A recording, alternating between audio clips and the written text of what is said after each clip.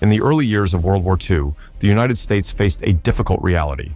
Its armored forces were outdated, underpowered, and completely unprepared for the fast, mechanized warfare unleashed by Germany across Europe. To change this, America needed a tank that could be built fast, repaired easily, and deployed in massive numbers. The answer became one of the most famous armored vehicles in history, the M4. Sherman developed in 1941 and entering service in 1942, the M4 Sherman was not designed to be the strongest tank on the battlefield. It wasn't the heaviest, it didn't have the thickest armor, and its gun wasn't the most powerful. But what it did have was a combination of mobility, reliability, and mass production capability that no other country in the world could match. Powered by a variety of engines, including the radial R-975 aircraft engine, the Sherman was known for starting reliably even in freezing conditions, something German tank crews envied. Its suspension system allowed it to travel long distances without breaking down, which became a decisive advantage during fast-moving campaigns. But the real strength of the Sherman wasn't mechanical, it was strategic. While Germany was struggling to produce a few hundred Panthers and Tigers a month, the United States was producing thousands of Shermans. By the end of the war, more than 49,000 M4s had rolled off American assembly lines. This unmatched production power changed everything.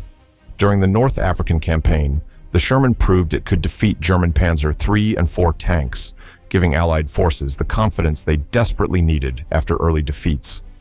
But it was in Europe, during the invasion of Normandy and the massive push across France, that the Sherman became legendary.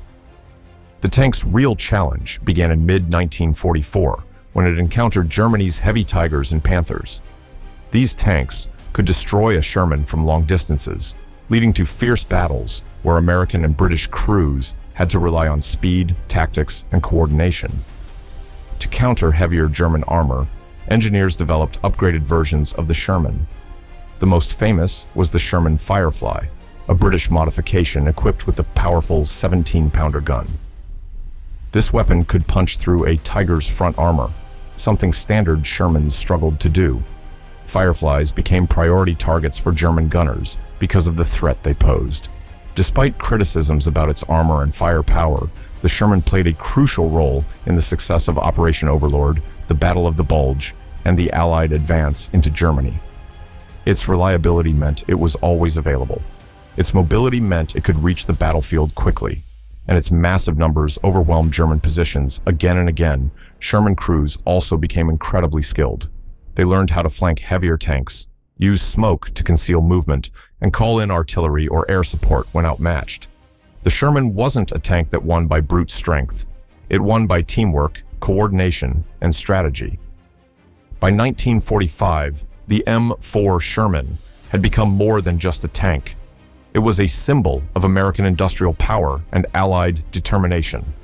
It fought in North Africa, Italy, France, Belgium, the Netherlands, Germany, and even in the Pacific against Japan.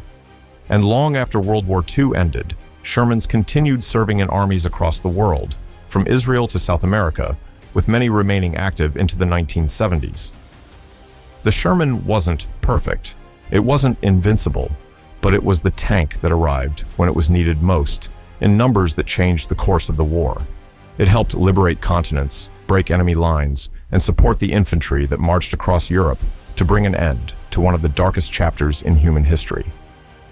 In the end, the M4. Sherman proved a simple truth. The strongest machine isn't always the one with the thickest armor or the biggest gun. Sometimes, the machine that wins the war is the one that never stops moving.